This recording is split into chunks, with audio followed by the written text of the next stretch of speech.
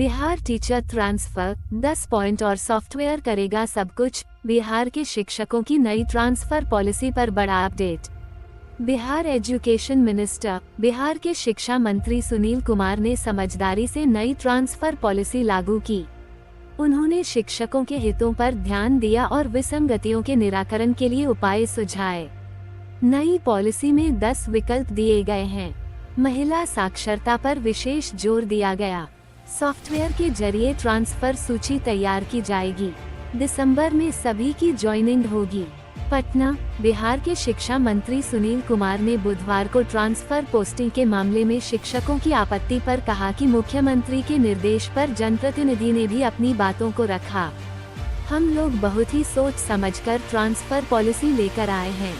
सोच समझकर लाए ट्रांसफर पॉलिसी।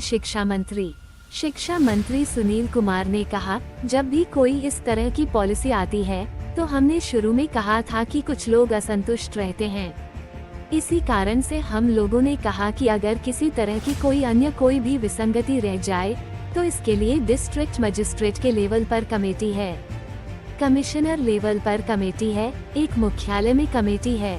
अगर व्यक्ति विशेष को फिर भी किसी तरह की परेशानी है तो वो अपनी बातों को रख सकते हैं। नई पॉलिसी में 10 ऑप्शन। उन्होंने आगे कहा, इसके साथ ही 10 ऑप्शंस दिए गए हैं। नियमावली में शिक्षकों के हितों को ध्यान में रखते हुए बातें रखी गई हैं। शीघ्र ही पोर्टल पर सभी अपलोड किए जाएंगे। अभी 10 ऑप्शंस देंगे। साथ ही 7 दिसंबर में जब छुट्टी होगी तो उस दौरान ज्वाइनिंग होगी।